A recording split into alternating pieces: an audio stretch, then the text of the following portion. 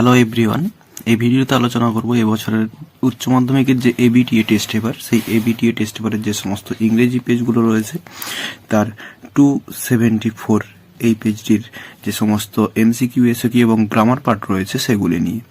তো আগের সমস্ত পেজের ভিডিও আমি অলরেডি আপলোড করে দিয়েছি, ডেসক্রিপশন বক্সে লিংক দেওয়া আছে, তোমাদের দরকার হলে তোমরা দেখতে পারো। তো ভিডিওটি শুরু করার আগে তোমাদের বলবো ভিডিওটি স্কিপ না করে পুরো ভিডিওটি দেখার চেষ্টা করো। তো চলো শুরু করা যাক। প্রথমে দেখো পার্ট বিতে যে সমস্ত MCQ প্রশ্নগুলো রয়েছে সেগুলো প্রথমে দেখে নিই।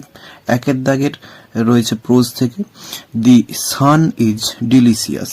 Here delicious means option A হবে অ্যান্সার প্লিজেন্ট। দুয়ে রয়েছে the ancestral house of APJ Abdul Kalam was built dash. কবে তৈরি হয়েছিল? অ্যান্সার হবে option B, in the middle of the 19th century। এরপরে তিনের দাগে রয়েছে the hermit answered the Tsar's question dash.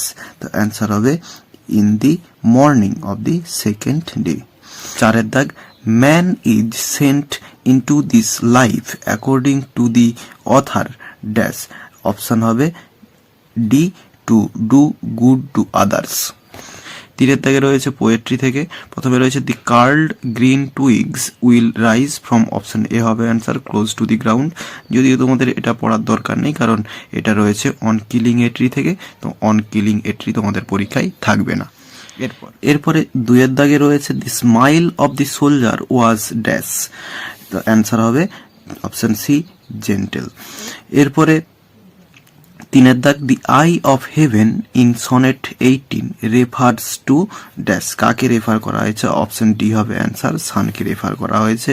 The hollow in asleep in the valley means dash.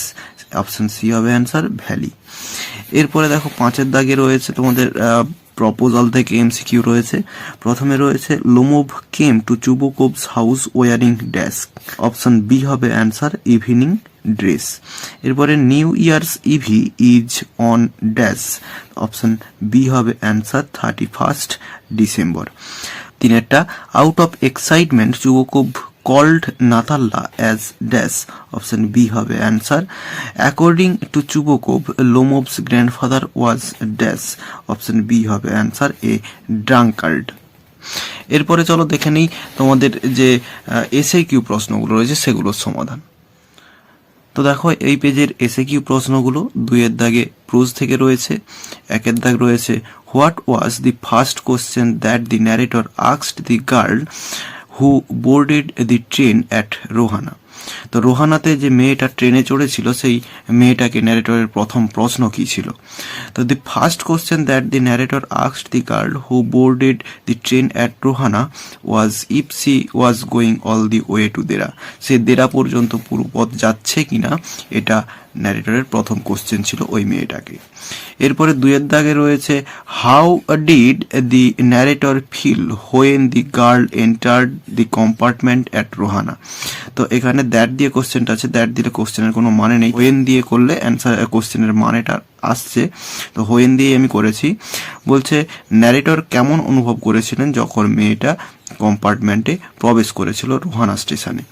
তো when the girl entered the compartment at Rohana the narrator felt that the couple who came to see off the girl were probably her parents. তো যখন মেয়েটাকে যারা ছাড়তে এসেছিল তাদের যে উদ্বিগ্নতা সেইটা দেখে ন্যারেটরের মনে হচ্ছিল যে ওই যে কাপল, যে দম্পতি, যে যারা ছাড়তে এসেছিল তারা হয়তো ওই মেয়েটার মা বাবা, এটা ন্যারেটর অনুভব করেছিলেন। এরপরে তিনের দাগে দেখো, who was the high priest of Rameswaram temple. কোশ্চেনটা আগেও অনেকবার এসেছে, হয়ের জায়গায় শুধু পক্ষী লক্ষ্মণ শাস্ত্রী, বাকি যা আছে তাই was the high priest of Rameswaram temple. এরপরে চারের দাগ রয়েছে দেখো, what was the own world of APJ Abdul Kalam. APJ Abdul কালামের নিজের যে জগৎ সেটা কোনটা? APJ Abdul Kalam's own world was the world of science and technology. Science অর্থাৎ বিজ্ঞান এবং প্রযুক্তির যে জগৎ সেটাই হচ্ছে কালামের নিজের জগৎ। এরপরে পাঁচের দাগ, what was the third question of the tsar. জারের তৃতীয় কোশ্চেনটা কি ছিল? অ্যান্সারটা দেখো, the tsar's third question was what was the most important work that he should undertake. সবচেয়ে গুরুত্বপূর্ণ কাজ কোনটা, সেইটা হচ্ছে তার তৃতীয় কোশ্চেন। এরপরে ছয়ের দাগ, how did the hermit answer the tsar, hermit কিভাবে জারকে উত্তর দিয়েছিল, answer the hermit answer the tsar through some events that had happened when the tsar was there. তো কিছু ঘটনার মধ্য দিয়ে হারমিট জারকে উত্তরটা দিয়েছিল, যেই ঘটনাগুলো যখন জার ওই হারমিটের ওই কাছে উপস্থিত ছিল তখনই ঘটেছিল ওই ঘটনাগুলো। পরের দাগ, where was the hermit found on the next morning, পরের দিন সকালে হারমিটকে কোথায় খুঁজে পাওয়া গিয়েছিল। তো অ্যান্সারটা দেখো, on the next morning the hermit was found sowing seeds on the beds that had been dug the day before. তো হারমিটকে খুঁজে পাওয়া গিয়েছিল জমিতে বীজ বুনতে, যেই জমিটা আগের দিন খুঁড়া হয়েছিল। এরপরে লাস্ট এসএকিউ প্রশ্ন প্রোজ থেকে, how did the narrator feel with the thought of লাফিং in the ice habit, ice হ্যাবিটের ন্যারেটর যখন হাসবেন বলে স্থির করেছিলেন বা ভেবেছিলেন তখন কিরকম অনুভব করেছিলেন। In the ice habit the narrator felt troubled and lonely with the thought of লাফিং, যখন হাসবেন বলে স্থির করেছিলেন বা ভেবেছিলেন তখন তিনি ট্রাবলড এবং লোনলি অনুভব করেছিলেন। এরপর পোয়েট্রি থেকে এসএকিউ প্রশ্নগুলো দেখে নাও। 4 দাগে রয়েছে, 4 দাগের 1, how long does it take to kill a tree, যদিও এই কোশ্চেনটা তোমাদের দরকার নেই, অন কিলিং এ ট্রি থেকে দেওয়া আছে, কোশ্চেনটা করে দিয়েছি, দেখে নিতে পারো। এর পরের দাগ রয়েছে, how was the bed of the soldier in the valley, যে বেডটা সোলজার যেখানে শুয়েছিল সেই বেডটা কেমন। The bed of the soldier in asleep in the valley was warm green সানসোকড।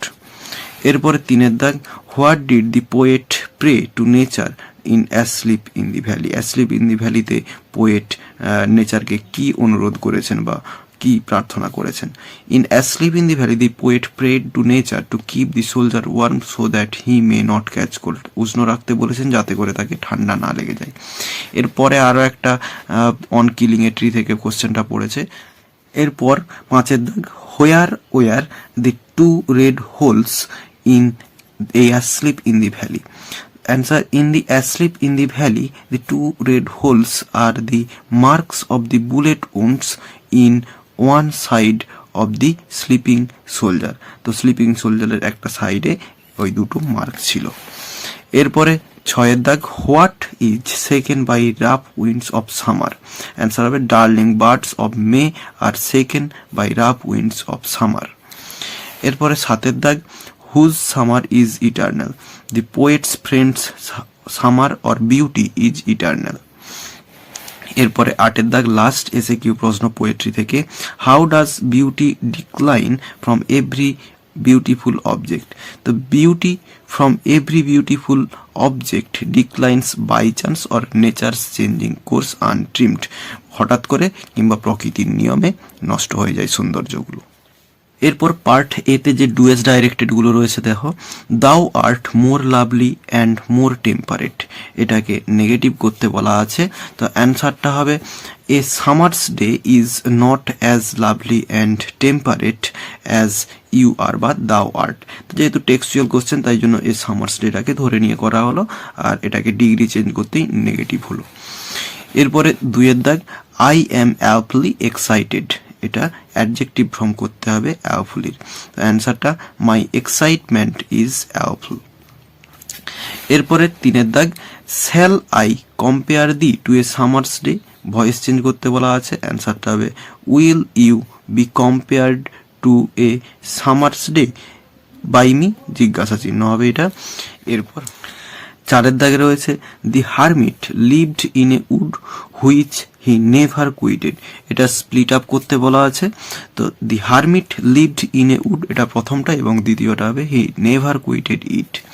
5 দাগের আছে, I remember my father starting his day at 4 AM said Kalam. তো অ্যান্সারটা হবে, Kalam said that he remembered his father starting his day at 4 AM।